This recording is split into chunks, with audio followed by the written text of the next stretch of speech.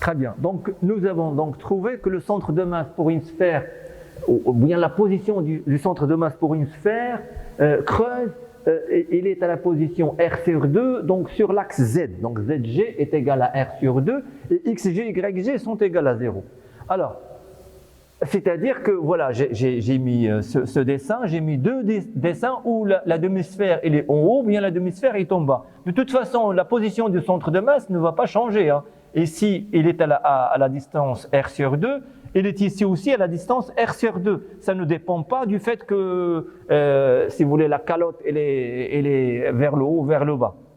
Sauf que, lorsque vous voulez faire, par exemple, lorsqu'on vous donne un problème avec ça, votre θ qui était ici, hein, normalement le θ qui marquait le point, ne prenez pas. C'est possible de prendre un point M ici. C'est possible, hein, prenez un point M ici pour refaire le même calcul lorsque vous avez la sphère vers le bas. Lorsque vous avez la sphère vers le bas, il y a des étudiants qui n'arrivent pas à trouver les bornes d'intégration. Eh bien, je vous indique la chose à faire. Votre point M, il est ici. Les coordonnées du point M, ce sont les X, Y et Z, comme la même chose que là. Le X c'est toujours R sinus, ou Y c'est R sinus cosinus phi, le Y c'est R sinus phi, le Z c'est R cosinus. C'est la même chose, sauf que votre θ, là c'est là où les étudiants font des erreurs, votre θ c'est tout ça, hein. θ c'est tout ça, c'est ça votre θ. Et non pas à partir de là, hein. θ c'est toujours à partir de l'axe Z. Laissez le θ toujours à partir de l'axe Z. Laissez le θ, il est mesuré toujours à partir de l'axe Z. Et lorsque θ est mesuré à partir de l'axe Z, vous voyez très bien que dans ce cas-là, vous n'aurez pas le θ qui varie comme celui-là, le θ varie de 0 à pi sur 2, mais vous avez ici votre θ qui va varier de pi sur 2 à pi, de pi sur 2 à pi, de pi sur 2 à pi. Il faut faire très attention aux bornes d'intégration, alors que le phi c'est toujours de 0 à 2 pi. C'est le même calcul, faites-le à la maison, c'est le même calcul. Ça, c'est première remarque. Une deuxième remarque, c'est que si je veux trouver la position du centre de masse de la sphère, mais qui n'est pas creuse, qui est pleine, avec une densité volumique, alors je vais refaire la même chose, sauf que, regardez, je vais faire la même chose, sauf que si j'ai par exemple, je vais vous donner le résultat, mais je ne vais pas faire le calcul. Si j'ai une sphère qui est creuse, qui est pleine, si j'ai la sphère qui est pleine, d'accord, cette fois-ci, le R, il va être variable. Je ne vais pas prendre un point M sur la sphère, mais je vais le prendre à l'intérieur. À l'intérieur, c'est-à-dire que je vais avoir ceci. Au lieu de grand R, je vais avoir ça. Le point M ne sera pas là, il sera quelque part ici, à l'intérieur. Ah, ça, c'est ma sphère, mon point, elle sera à l'intérieur avec X, Y. D'accord? Vous n'aurez pas ça. Avec petit r, et toujours ceci, c'est θ, et l'autre, c'est phi. Alors ici, pour la sphère pleine, je vais avoir un petit r, un petit r, un petit r, et avec le petit r qui va varier cette fois-ci de 0 à grand R. Vous voyez très bien, je rajouterai ceci. Alors vous allez me dire quelque chose, vous allez me dire, ah monsieur, ici nous avons travaillé avec l'élément de surface, mais pour la sphère qui est pleine, j'aurais besoin de l'élément de volume. Ah ben oui, pour l'élément de volume, ben je vais revenir ici. Pour l'élément de volume, j'ai la masse. Je vais laisser ceci, je vais laisser ceci, voilà, je vais laisser tout ça, et je vais revenir ici.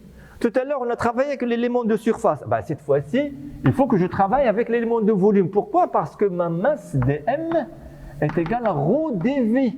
Il faut que je cherche mon dv, mon élément de volume. Or, mon élément de volume, il faut avoir 3 variables. Bien sûr, parce que j'ai le r et le θ et phi, j'ai 3 variables. Eh bien, mes 3 variables, elles sont là. R, θ et phi. Pour chaque variable, je vais faire une variation. Lorsque je donne à R une variation, je vais avoir un dr, c'est très simple. Lorsque je donne à θ une variation, je vais avoir le R dθ, c'est dans le sens de θ, c'est comme ceci, le R dθ, d'accord? Je vais avoir ici un R dθ, tandis que l'autre, c'est R sinus θ, c'est R sinus θ dφ. C'est R sinus θ dφ. Eh bien, vous aurez un élément de volume, ce n'est pas comme l'élément de surface, mais je pourrais quand même passer de l'élément de volume à l'élément de surface. D'abord, regardez, faites attention, laissez chaque variation toute seule. Si je veux passer par exemple de l'élément de volume à l'élément de surface, je supprime carrément cette ligne qui est ici. Je vais avoir R dθ, R sinus θ, avec R égale grand R, je vais retrouver ça. Ne pas dire que lorsque je passe à l'élément de surface, le R ne va pas varier, c'est-à-dire que le dr est égal à 0, donc l'élément de surface sera nul, c'est impossible. D'accord? Donc, pour l'élément de volume, alors je vous conseille de calculer par variation de chaque élément, et comme ça vous aurez chaque variable. Si vous allez supprimer par exemple celle-ci ou celle-ci, vous allez supprimer tout le terme, d'accord? Et donc vous aurez quelque chose qui est bien. Alors mon dV final c'est R2 dr, R2 dr, sinus θ, dθ et dφ. Bien sûr, j'aurai trois variables dr, dθ et dφ. Et lorsque vous allez refaire votre calcul pour la position du centre de masse, vous allez trouver un problème où il y a donc c'est un problème d'intégrale triple. Alors les variables r, θ et φ sont des variables indépendantes, donc vous avez séparation des intégrales, donc vous aurez un produit de trois termes. Et finalement, si vous voulez, je vous donne le xg est égal à yg est égal à 0. C'est comme la sphère pleine, sauf que pour la sphère pleine, vous avez le zg est égal à 4 tiers, je crois, 4 tiers de R. 4 tiers de R. Voilà la position du centre de masse. Là aussi, que vous avez votre boule, demi-boule vers le haut ou vers le bas, c'est la même chose, ça ne change rien. L'important, c'est de trouver les positions du centre de masse parce que ça peut servir. Si je veux créer un système qui bascule et qui ne tombe pas, etc., il faut que je joue sur le centre de masse. Bien, alors je vous donne un dernier exemple que vous allez faire à la maison, celui-là, essayez de le faire à la maison. Là où il y a les variables, donc vous l'avez sur, je ne sais pas si vous avez ce polycope encore, mais de toute façon, vous pouvez le travailler à la maison. Là, vous avez les variables qui sont dépendantes, le x et y, lorsque je cherche la position du centre de masse d'un triangle. J'ai un triangle, là, c'est un exercice à la maison, faites-le.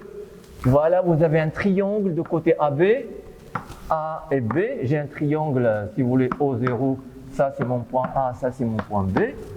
Là, j'aurai le Y0, là j'aurai le X0. Alors, je vous demande, donc c'est un triangle. Donc, vous aurez un élément de surface, le dm est égal à sigma ds. Le ds, donc la masse totale, c'est très simple. La masse, c'est sigma fois la surface. La surface d'un triangle, c'est quoi? La surface, c'est A fois B divisé par 2. La surface, elle est très simple, c'est sigma AB sur 2. Voilà, j'ai obtenu la masse. Mais il faut que je calcule le xg, par exemple. Le xg, c'est 1 sur m, l'intégrale de x dm. Alors ici, mon dm, je vais choisir, bien sûr, c'est un sigma, et après le ds. Le ds que je vais choisir ici, je ne peux pas faire autrement que à partir des coordonnées cartésiennes. Je prends mon point M quelque part, mon point M de coordonnées x, y et z. Ici, z est égal à 0, il faut le signer 3 fois parce que vous n'avez pas de z. C'est-à-dire que zg est égal à 0. C'est fini. Une fois que vous avez une variable qui est nulle, la variable correspondante sera nulle aussi. Il vous reste à calculer le yg et le zg. Alors le dm, c'est sigma ds. Le ds est un élément de surface cette fois. Bien sûr, c'est un élément de surface, mais je vais prendre les coordonnées cartésiennes x et y. Je vais travailler avec x, y. Ça, c'est b. Et ça, c'est a. Ça, De là à là, c'est A. D'accord? Bien. Alors, je vais travailler avec les coordonnées cartésiennes. Le ds, c'est un élément dx, un élément dy fois un élément dx. D'accord? Et voilà mon élément de surface. Sauf qu'il faut faire attention à le ds. Donc, ds, ceci c'est sigma dx dy. Il faut faire attention parce que les variables x, y sont des variables dépendantes. Elles ne sont pas indépendantes, elles sont dépendantes. Je ne vais pas faire le calcul. Voilà ce que je vais faire. Quand je prends par exemple la variable x, quand je prends un point ici, et g par exemple, je vais faire cette intégrale, c'est une intégrale double. Je vais avoir xg par exemple est égal. L'intégrale, si je pourrais faire ceci soit pour xg, soit pour yg. C'est la même chose. C'est 1 sur m. L'intégrale sur x, c'est une intégrale double. Donc je vais avoir une intégrale sur x. Voilà, je vais le mettre ici. Sigma, je le sors, dx, dy. Sauf que c'est une intégrale double. Voilà.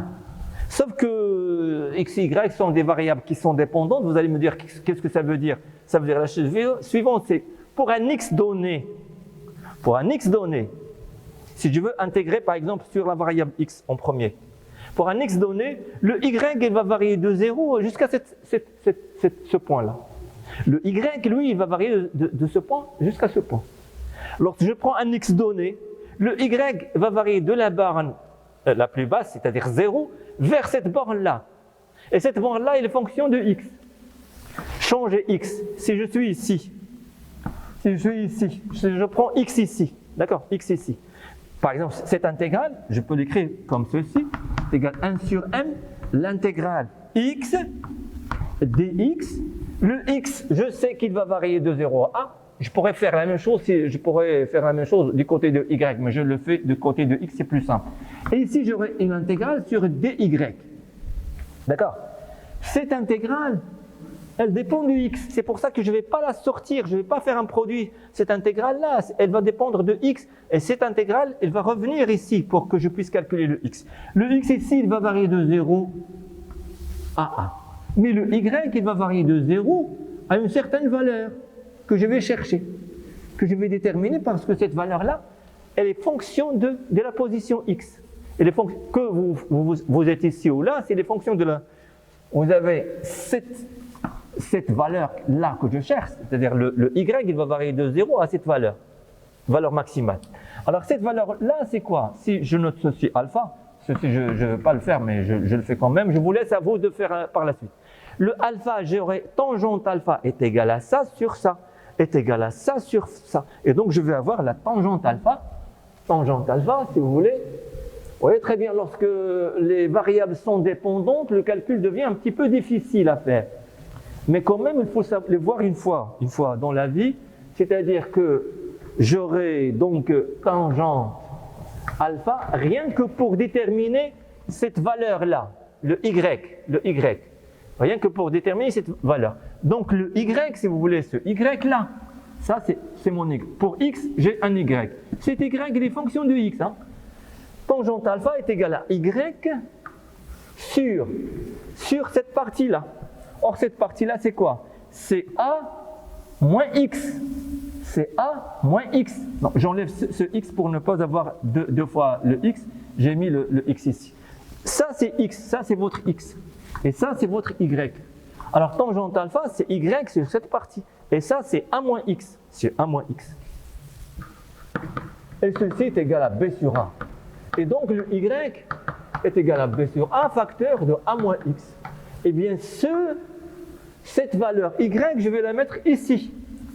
C'est la valeur que je cherche. Le y, il va varier de 0 à cette valeur ici, y, qui est égale à b sur a facteur de a moins x. Vous voyez très bien, donc vous allez faire cette intégrale en premier, qui va vous donner ça. Je ne vais pas faire tout le calcul, je vais m'arrêter parce que sinon on va perdre beaucoup de temps là-dessus. C'est juste pour vous entraîner là-dessus.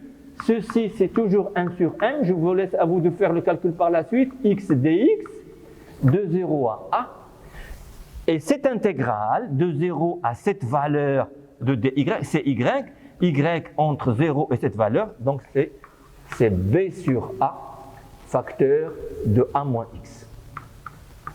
Vous voyez très bien que ce terme-là, il est fonction de x, et ce que vous avez ici, c'est tout ça qu'il faut chercher, l'intégrale entre 0 et a, qui va vous donner la position du centre de masse x et g. Vous allez trouver que c'est a sur 3. Et même chose pour yg, vous allez trouver que c'est b sur 3. Essayez de faire le calcul à la maison pour vérifier que vous avez ces calculs. Et là, on passe à autre chose. On passe à autre chose. Nous avons vu pas mal d'exemples. Essayez aussi de faire le calcul de la demi-sphère pleine. Sinon, vous pouvez prendre des sphères avec des rayons intérieurs et extérieurs, etc. pour changer un petit peu les formes. Bien, je ne vais pas vous donner des exemples plus que ça, c'est très simple à faire. Bien, alors on va passer au moment d'inertie. Alors le moment d'inertie aussi, c'est juste un calcul d'intégrale, hein. Les moments d'inertie. Alors rapidement, moment d'inertie d'un système par rapport à un axe. C'est le plus important, c'est le moment d'inertie.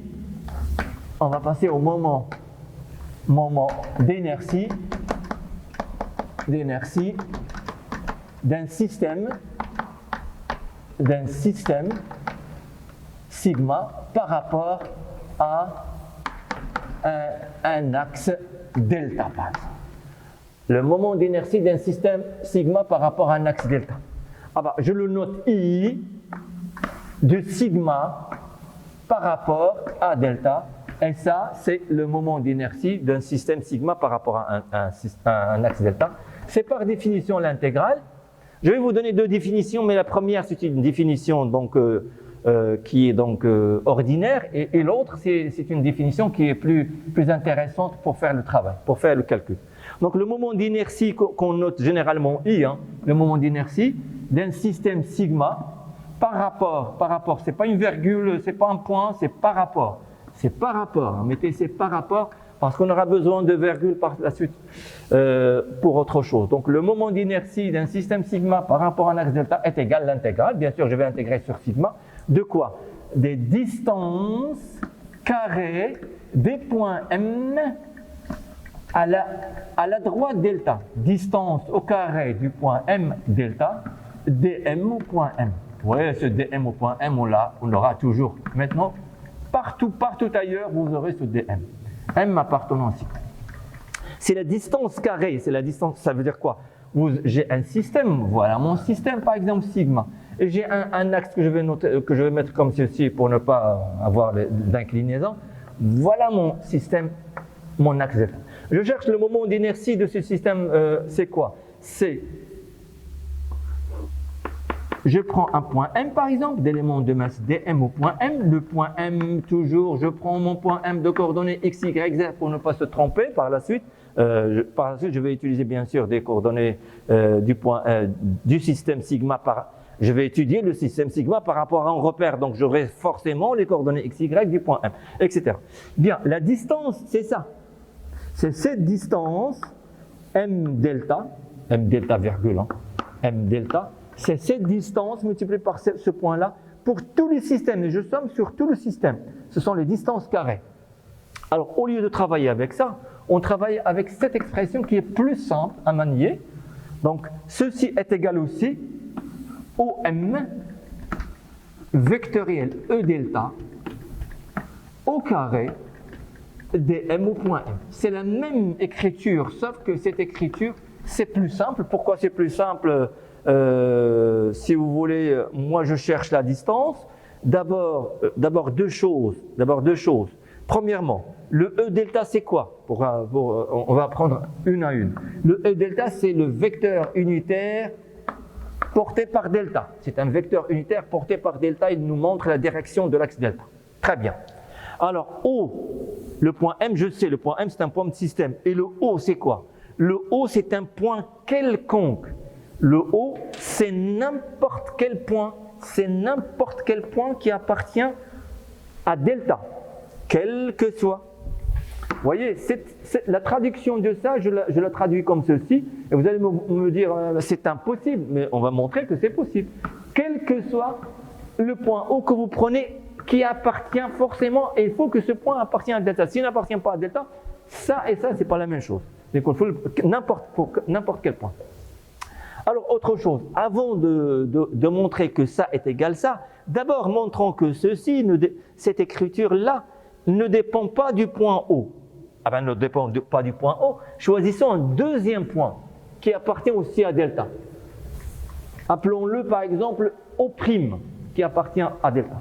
Soit O', si je prends un O', si un O' appartient à delta, si je prends un O' appartient à delta, cette expression qui est ici, c'est-à-dire l'intégrale OM vectorielle E delta, au carré dm, au point m, ça va est égal à O' plus O'm est égal à l'intégrale, bien sûr sur sigma, O' plus O'm vectoriel delta, c'est O' vectoriel delta, E delta, plus O'm vectoriel E delta, mais le tout au carré, dm au point m, le tout au carré. Mais puisque O et O' ce sont deux points qui appartiennent à delta, et que O' il est parallèle à O delta, vous aurez O' vectoriel O delta est égal à 0. Et donc ceci est égal à 0. Et donc ceci est égal à l'intégrale aussi O'm vectoriel E delta carré dm au point m, quel que soit O' appartient à delta. Donc je prends donc un point quelconque qui appartient à delta. Cette définition ne dépend pas du point. Maintenant, est-ce que ça est égal à ça? On verra. Alors, supposons que j'ai pris un point.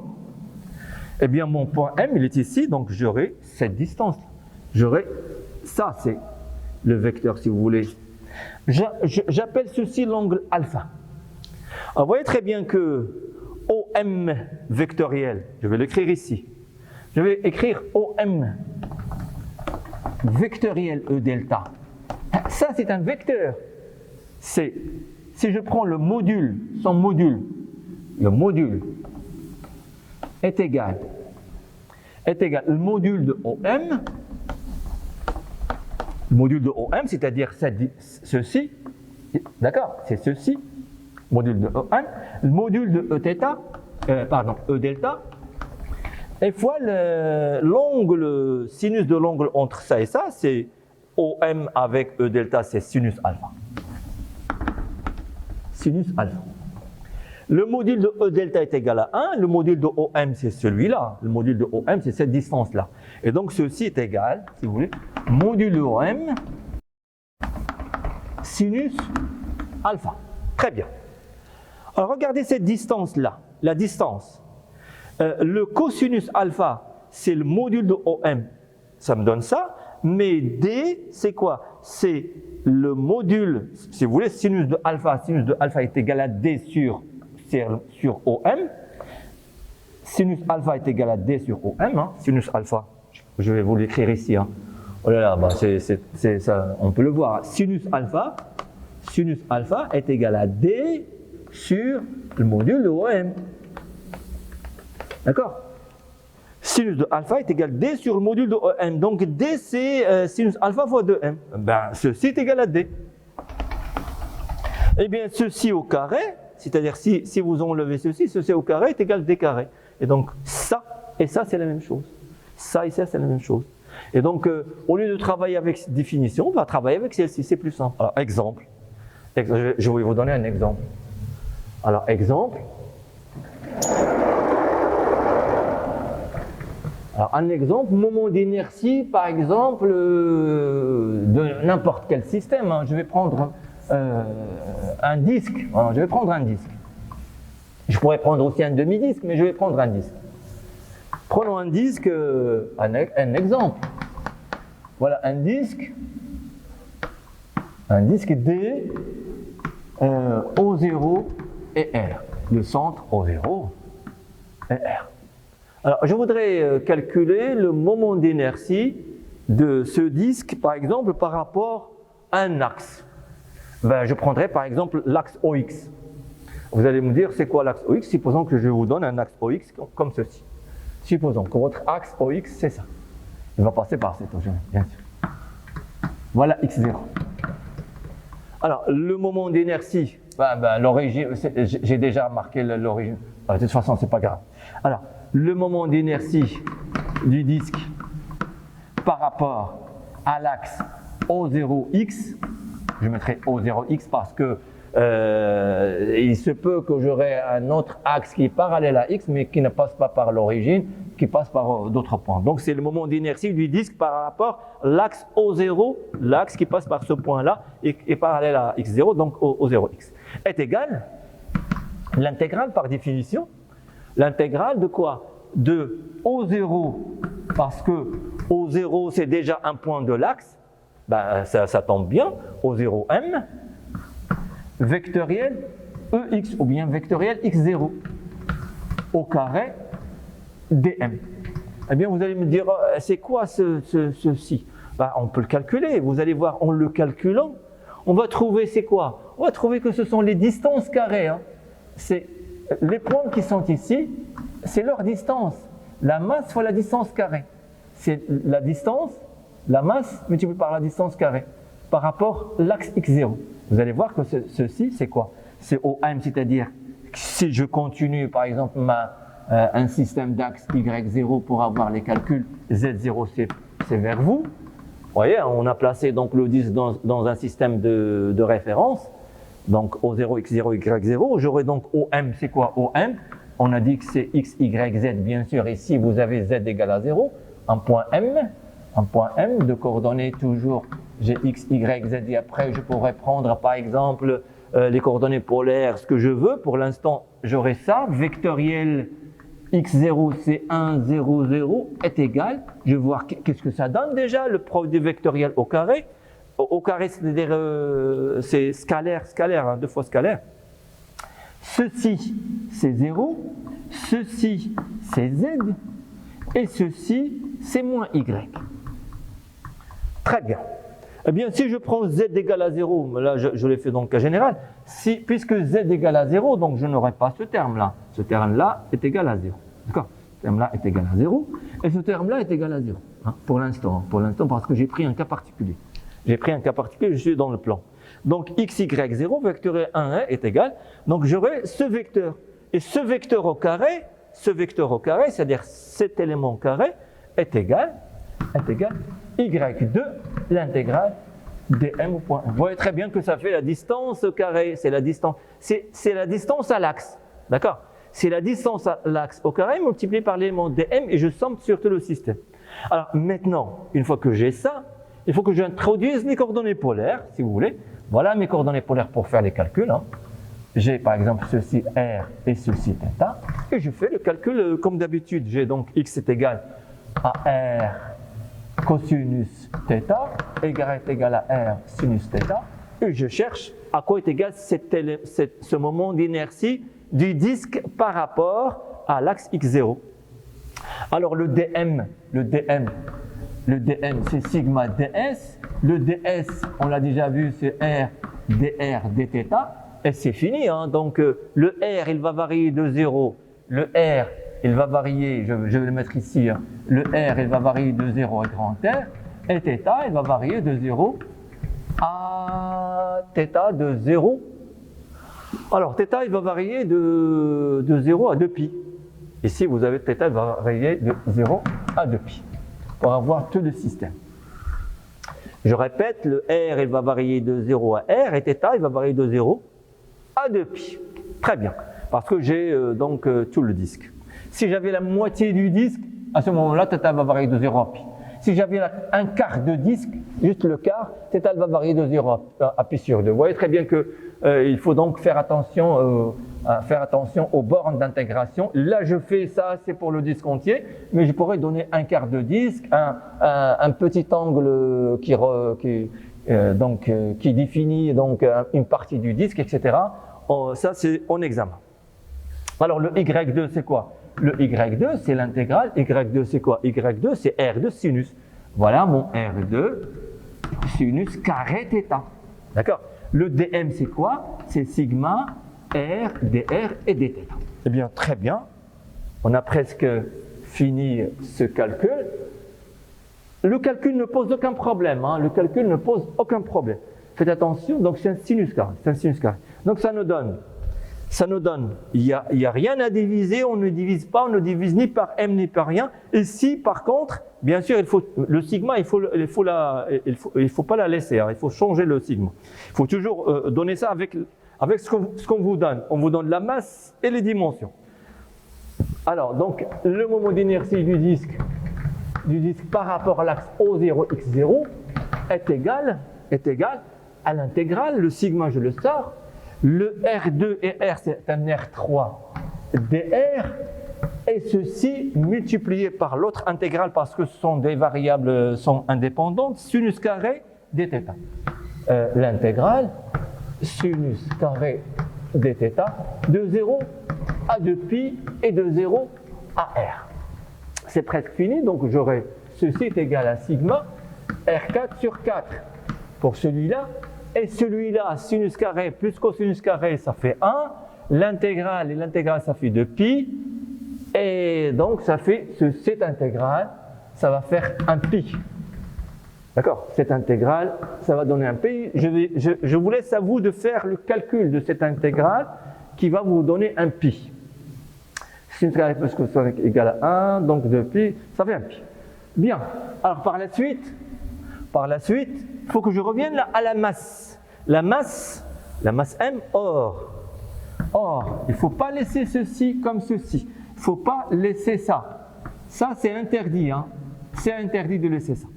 Or, la masse m, alors, tout résultat qui contient des sigmas sera automatiquement faux.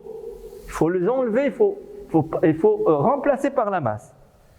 Bien, alors la masse m est égale à sigma fois pi R2, tout le disque. Voilà la masse. Et donc sigma c'est quoi? C'est m sur pi R2.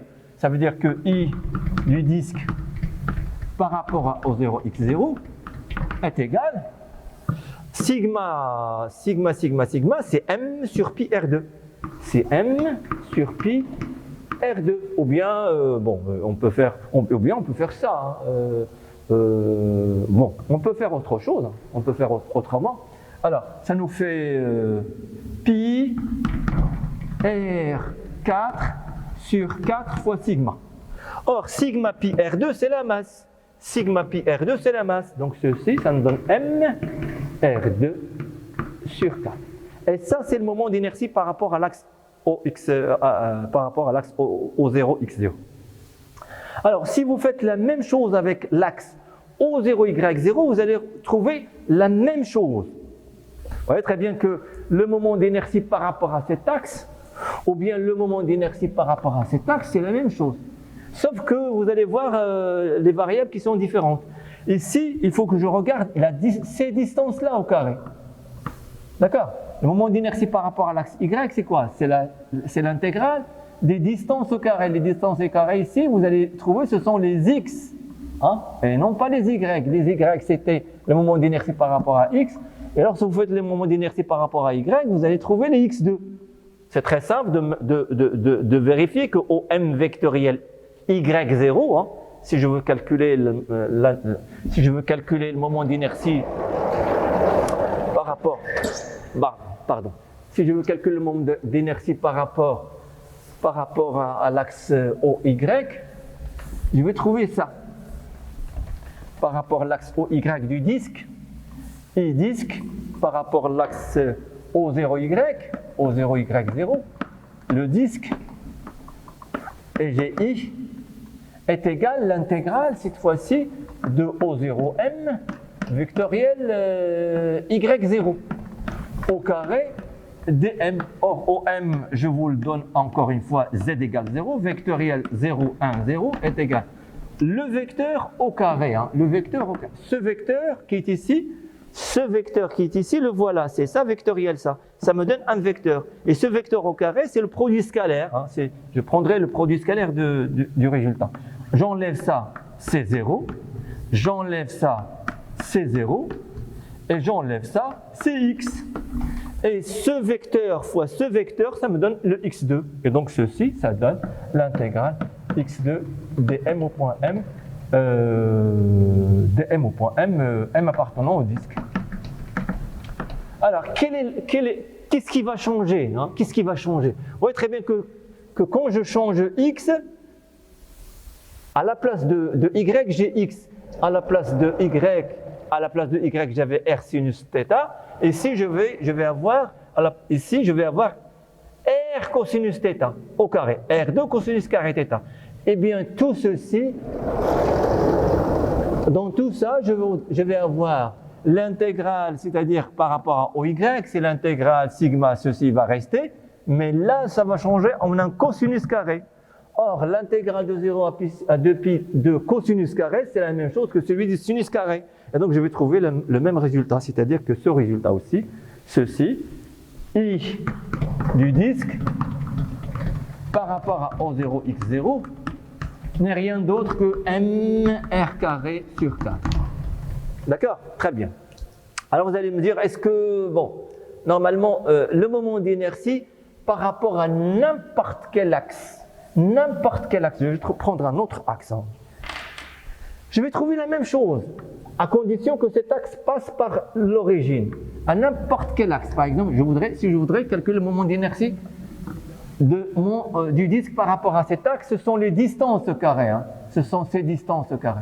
Eh bien, si vous prenez ces distances carrées, c'est la même chose que le moment d'inertie par rapport à x, le moment d'inertie par rapport à y, le moment d'inertie par rapport à celui-là, par rapport à cet axe, à cet axe. Tous les axes qui passent par l'origine, ici pour le cas du disque, ils ont le même moment d'inertie, c'est mr carré sur 4. Alors il nous reste le moment d'inertie par rapport, par exemple, à O0z. O0z. Bah, essayons de voir qu'est-ce que ça donne. Alors, on a déjà démontré que le moment d'inertie, je ne vais pas le faire, je vais juste vous montrer des choses. Bah, de toute façon, on peut le déduire de deux manières différentes si vous voulez, juste dans ce cas-là.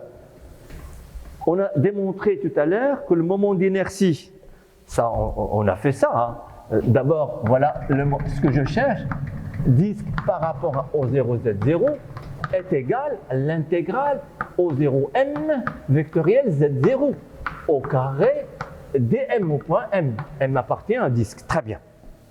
Et ceci, il faut que je calcule ceci au carré. Regardez ce que je vais trouver. C'est très important parce que parfois, c'est pas la peine de refaire tous les calculs, hein. Parfois, c'est très simple de déduire les calculs à partir de ce que vous avez déjà calculé. Alors, le O0m vectoriel Z0, c'est égal à XY avec Z égale à 0. Dans mon cas particulier ici, j'ai un problème avec Z égal. Ce que je vais écrire ici, c'est pas toujours vrai, hein. C'est vrai juste dans ce cas. Si vous voulez, on va voir dans le cas général comment on va exprimer ces relations. Pour l'instant, je vous montre quand même. Alors, vectoriel 0, 0, 1 est égal, je fais le produit vectoriel, c'est Y. Pardon, c'est Y. C'est Y. J'enlève ça, c'est moins X, et j'enlève ça, c'est 0. Même avec un moins X, si vous prenez ça fois ça, c'est-à-dire que ce vecteur au carré, vous allez avoir ceci au carré plus ceci au carré. Et donc ceci est égal à l'intégrale de x carré plus y carré dm au point m. Et cette intégrale, vous voyez très bien que ça fait l'intégrale sur x2 dm plus l'intégrale sur y2 dm. Et que ça, c'est le moment d'inertie par rapport à l'axe y. Ceci, c'est le moment d'inertie par rapport à l'axe z que nous avons calculé dans ce cas particulier, qui est égal à ça, qui est égal à ça. Et donc, le moment d'inertie par rapport à z n'est que la somme des moments d'inertie par rapport à x, par rapport à y et par rapport à x. Et donc, ça nous fait mr carré sur 4 plus mr carré sur 4, ça nous fait mr carré sur 2. Sinon, si je ne veux pas déduire, eh bien le x2 plus y2, c'est un R2. C'est un R2. Si je ne veux pas déduire, si je veux faire ça directement par mon calcul, eh bien le iz, c'est l'intégrale de x2 plus y2. Or, le x2 plus y2, c'est un R2. Ceci, c'est un R2. Donc, je vais avoir I du disque par rapport à OZ0 est égal à l'intégrale R2 fois le dn, c'est-à-dire fois le dn sigma R dr dθ, qui est égal l'intégrale R3 dr, donc sigma R3 dr, et l'intégrale sur dθ de 0 à 2π, de 0 à R. On voit très bien que ça nous fait R4 sur 4 fois 2π, ça nous fait sigma R4 sur 4 et fois 2π fois 2π. Alors 2π, ça nous fait ici 1,5, ça nous fait sigma pi R4 sur 2. Sigma pi fois R2, c'est la masse, ça nous fait n R2 sur 2. Vous pouvez soit le déduire, soit le recalculer. Ce n'est pas difficile, ce sont que des intégrales, ça ne posera aucun problème. D'accord. Bien, on pourra donner donc d'autres exemples, mais oui, je vais le faire quand même. Je vais vous donner un autre exemple. C'est le moment d'inertie. Ça va donc, ou bien je le laisse à une autre fois. On pourra le faire par la suite avec. C'est pas un problème. Alors, dans le cas général, si vous voulez, dans le cas général, si vous avez, alors je vais un petit peu généraliser. C'est pas pour généraliser tout le système de calcul, mais pour vous dire à quoi est égal le moment d'inertie dans le cas général. Bien. Alors, voilà donc, j'ai un système. Cette fois-ci, je vais vous faire un dessin avec les axes x, y, avec une origine. Voilà. Voilà mon système. J'ai donc un système, sigma par exemple, et j'ai un système d'axes, O0, X0, Y0 et Z0. Eh bien, un point M, ici, le point M de coordonnées X, Y et Z. Je suis dans le cas général, je n'ai pas ce cas particulier où Z est égal à 0, ou bien X égale à 0, ou bien XY est égal à 0. Vous allez voir que nous avons des cas particuliers, par exemple, le cas d'une tige. Si vous voulez, par exemple, vous avez une tige posée sur l'axe des Y, vous avez X, Z qui est égal à 0, etc. On va se placer dans le cas général. D'accord? Comme ça, on n'aura pas de problème. On va se placer dans le cas général. Regardez les moments d'inertie par rapport aux axes. Qu'est-ce que ça veut dire? Alors, je voudrais calculer, et là, j'aurai l'élément de masse. Alors, je voudrais calculer, pas faire le calcul, mais je voudrais savoir quelle est l'expression du moment d'inertie du mon système sigma par rapport à x0, par rapport à y0 et par rapport à z0, c'est-à-dire OY0, OX0, OZ0. Alors, le moment d'inertie I du système sigma par rapport au 0x0, par exemple. Ou bien sinon, je pourrais prendre n'importe quel point, c'est la même chose. Peu importe, ce n'est pas un problème. D'accord. Ceci est égal l'intégrale au 0m par rapport à x0, donc vectoriel x0, au carré dm. Vous allez voir que OM vectoriel x0, c'est la distance. OM, c'est la distance par rapport à l'axe x0. Et la distance par rapport à l'axe 0, c'est y0 plus z0 au carré. Y carré, la distance, c'est x carré plus y carré. Donc, je vais avoir ceci. O0m, regardez, O0m vectoriel x0 est égal, le cas général, x, y, z vectoriel 1, 0, 0 est égal. Vous enlevez ça, ça fait 0. Vous enlevez ça, ça vous fait z. Et vous enlevez ça, ça vous fait moins y. Et le carré, ça me donne l'intégrale y2 plus z2 dm au point. C'est-à-dire le moment d'inertie de mon système par rapport à l'axe O0, x0, c'est l'intégrale sur y0 plus y0 carré plus y0. C'est l'intégrale sur y0 carré plus z0 carré. Et c'est la même chose pour le moment d'inertie. C'est le moment d'inertie par rapport à l'axe O. Et la même chose avec le moment d'inertie par rapport à l'axe O0, Y0. On peut le déduire ici, regardez, lorsque vous calculez le moment d'inertie par rapport à l'axe X0, le X n'apparaît pas. Lorsque je vais calculer le moment d'inertie par rapport à Y, le Y n'apparaît pas. Et je vais calculer le moment d'inertie par rapport à Z, le Z n'apparaît pas. C'est-à-dire que vous pouvez refaire ce calcul, mais finalement, vous allez trouver que le moment d'inertie de votre système par rapport à l'axe Y0 dans le cas général. Dans le cas général. Et bien sûr, on donne des formules dans le cas général, mais lorsqu'on veut les appliquer dans les cas particuliers, eh bien, on n'a qu'à regarder est-ce que le x, y sont différents de 0 ou pas. Alors, ceci de mon système par rapport à OY0, alors j'enlève la partie qui est, donc ça nous fait x2 plus z2 dm. Et le moment d'inertie de mon système par rapport à OZ0 est égal à l'intégrale de x2 plus y2 dm au point. Alors, ces formules, il faut les apprendre par cœur.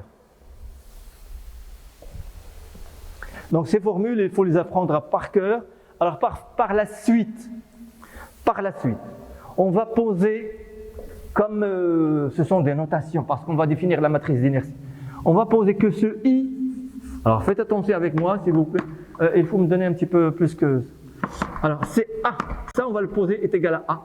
Donc, A, c'est quoi A? C'est le moment d'inertie du système par rapport à cet axe, qui est l'axe O0, X0. Mais je vais aller plus loin que ça. Je ne vais pas l'appeler O0. Je pourrais l'appeler un point Q quelconque avec une base X0, Y0.